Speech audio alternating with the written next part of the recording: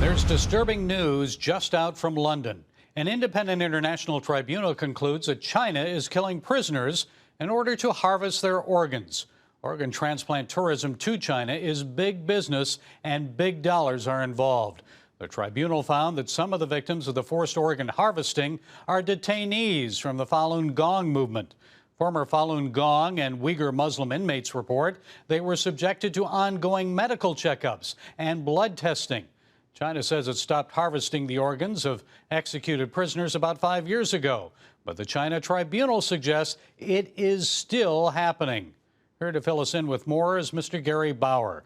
Gary is a member of the U.S. Commission on International Religious Freedom. Gary, thanks for joining us. It's good to see you again.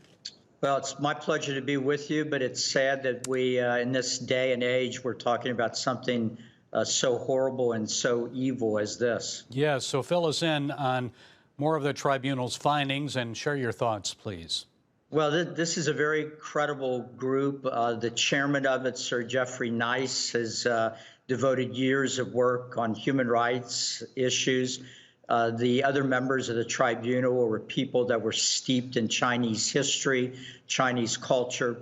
They interviewed dozens and dozens of witnesses. So it's a very credible report. And what it shows, as you summarize, is that China, in spite of previous denials, has literally been killing prisoners of conscience in many cases, Chinese who are in jail because of the way they're seeking God or they worship God, and the Chinese government is threatened by that. And they're killing these prisoners and harvesting their internal organs for profit. No doubt the money goes to the Chinese Communist Party or perhaps to the People's Liberation Army. This is just one more example of what is the egregious violations of human rights and religious liberty in China that the United States Commission on International Religious Freedom has been reporting on and indicting China about all the way back to 2007. And again, this year, we emphasized these Chinese abuses in our own report. Gary, the tribunal mentioned the Falun Gong.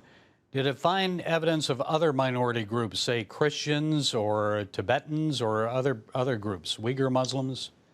You know, the evidence seems to point mostly to the Falun Gong, but look, China is an equal opportunity human rights abuser. So they use different tactics, different things outside the bounds of civilization, depending on what religious group or other type of group that we're talking about. So as we know, I think it's becoming more and more well known, Chinese Uyghurs, Chinese Muslims are being held in many cases in detention camps. Christian churches are being shut down. Facial recognition technology has been put into some churches so that the government can keep track of who it is that attends these churches. And now we're getting this report about what appears to be a singling out mostly of the Falun Gong. All of these practices are beyond the pale. They deserve international condemnation. And it ought to raise serious questions, in my view, my personal view, of any business that is doing business, making a profit in China, whether they're European businesses here in the United States. They ought to seriously ask themselves if they want to be doing business in a country that is engaged in this type of unbelievable violations of basic human rights and human dignity. And of course, as it always does, the Chinese government maintains it's abiding by international standards. This is just political propaganda being used against them. But I understand this tribunal looked into this for over a year. It says there's plenty of evidence. Where did all the evidence come from, Gary? Do you know? Well, they talk to people that have made it out of China or people that have relatives in China that have been able to share information with them. In the internet age, in spite of the worst efforts of the Chinese government to stop information from circulating, some still gets out. So all of those things, I think, led to these conclusions.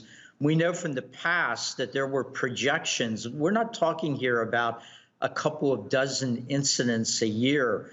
Previous studies showed that there may have been as many as 60 to 90,000 of these killings taking place each year. in which organs were harvested. So this is a level of violations of human dignity and religious liberty that I think it's very hard for Americans to even comprehend. And this is ongoing because it's big business, isn't it? So what do we do to stop it?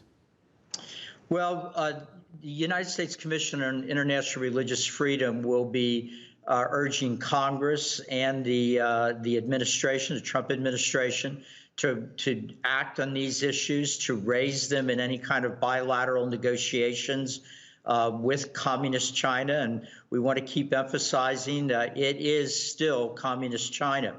I think over all these years of normalization of relations with China, we've tended to forget what kind of a regime it is. It ends up that all this trade with China ended up changing us, I'm afraid, more than it changed China. But we do think there are things that our government can do, our Congress, the State Department, the administration, and we will work with all branches of government to help give them guidance on this in the hope that these issues will be raised with greater frequency and with more passion. And I know you and other commissioners from the U.S. Commission on International Religious Freedom always say there has to be linkage to religious freedom and trade with China. So Gary Bauer, the U.S. Commission on International Religious Freedom, thank you so much for joining us. Thank you for your insights. Great to be with you this morning.